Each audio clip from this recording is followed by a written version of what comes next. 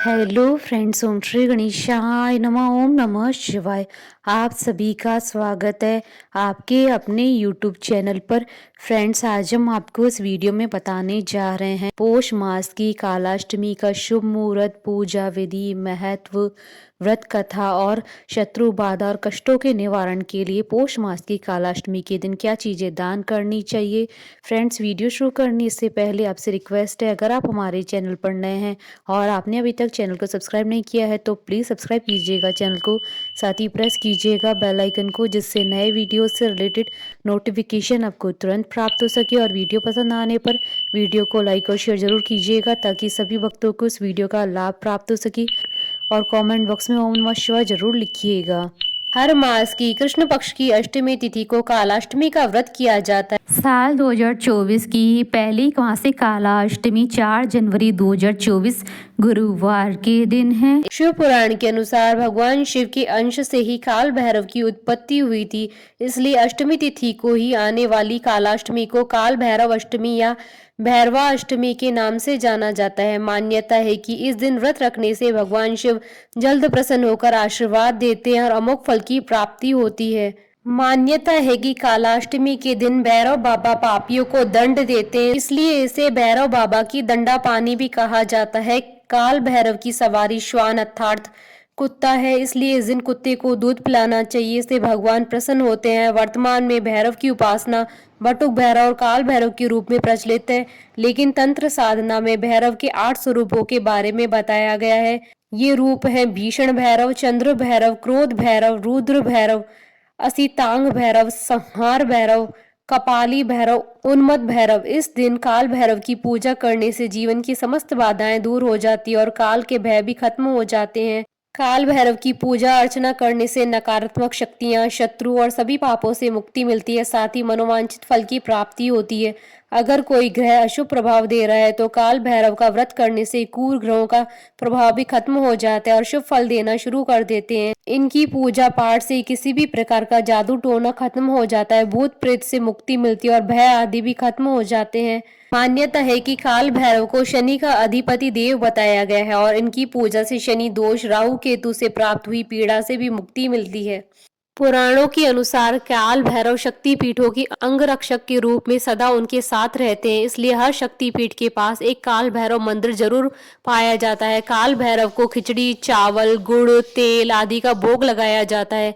कालाष्टमी का यह व्रत रोग, दुख और शत्रु पीड़ा निवारण में सहायक होता है। इस दिन आप काल भैरव की प्रिय वस्तुओं का दान दे सकते हैं, जैसे नींबू, अकोन के फूल, काले तिल, धूप दान, सरसों का तेल, उड़द की दाल, पोहे आदि चीजें।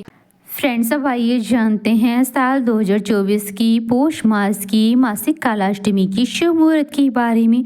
हिंदू पंचांग के अनुसार साल 2024 की मासिक कालाष्टमी का व्रत 4 जनवरी 2024 गुरुवार के दिन है।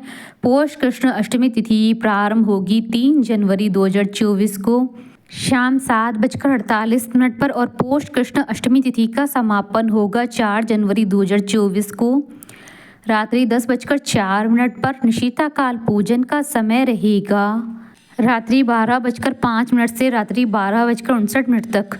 फ्रेंड्स, अब आइए जानते हैं पौष मास की मासिक कालाष्टमी की पूजन विधि के बारे में।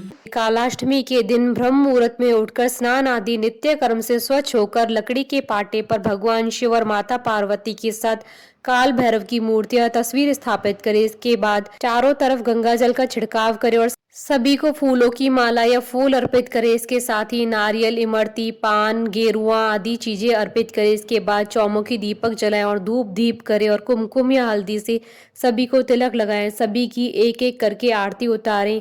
इसके बाद शिव चालीसा और भैरव चालीसा का पाठ करें। आप बटुक भैरव पंजर कवच का भी पाठ कर सकते हैं। इसके साथ ही भैरव मंत्रों का 108 बार जप करें। इसके बाद काल भैरव की उपासना करें। व्रत की पूर्ण हो जाने के बाद काले कुत्ते को मीठी रोटी या फिर कच्चा दूध पिलाएं और दिन के अंत में कुत्ते की पूजा करें। इसके बाद रात्रि के समय काल भैरव की सरसों के तेल, उड़द, दीपक, काले तिल आदि से पूजा अर्चना करें और रात्रि जागरण करें। फ्रेंड्स, अब आइए आरंभ करें कालाष्टमी की व्रत कथा। पौराणिक कथा के अनुसार एक बार की बात है कि ब्रह्मा, विष्णु और महेश इन तीनों में श्रेष्ठता की लड़ाई चली। इस प्रकार इस बात पर बहस बढ़ गई तो सभी देवताओं को बुलाकर बैठक की गई। सबसे ही यही पूछा गया कि श्रेष्ठ कौन है। सभी ने अपने अपने विचार व्यक्त किए और उत्तर खोजा, लेकिन उस बात का समर्थन शिवजी और विष्णु ने तो किया, परंतु ब्रह्मा जी ने शिवजी को अपशब्द कह दिए। इस बात पर शिवजी को क्रोध आ गया और शिवजी ने इसे अपना अपमान समझा। शिवजी ने उस क्रोध में अपने रूप से भैरव को जन्म दिया। इस भैरव अवतार का वाहन काला कुत्ता है। इसके एक हाथ में छड़ी है। इस अवतार को महाकालेश्वर के नाम से भी जाना जाता है, इसलिए इन्हें दंडाधिपति कहा गया है। शिवजी के इस रूप को देखकर सभी देवता घबरा गए। भैरव ने क्रोध में ब्रह्मा जी के 5 मुखों में से एक मुख को काट दिया। तब से ब्रह्मा जी के पास 4 ही मुख हैं। इस प्रकार ब्रह्मा जी के सिर को काटने के कारण भैरव जी पर ब्रह्म हत्या का पाप आ गया। ब्रह्मा जी ने भैरव बाबा से माफी मांगी, तब जाकर शिव जी अपने असली रूप में आए। भैरव बाबा को अपने पापों के कारण दंड मिला, इसलिए भैरव को कई दिनों तक भिखारी की तरह रहना पड़ा। इस प्रकार कई वर्षों के बाद वाराणसी में इनका दंड समाप्त होता है। इनका एक नाम दंडपाणी पड़ा था। बोलिए भैरव बाबा की जय। हमारे साथ इस वीडियो में अंत तक बने रहने के लिए आपका धन्यवाद। ओम श्री गणेशाय नमः। ओम नमः शिवाय।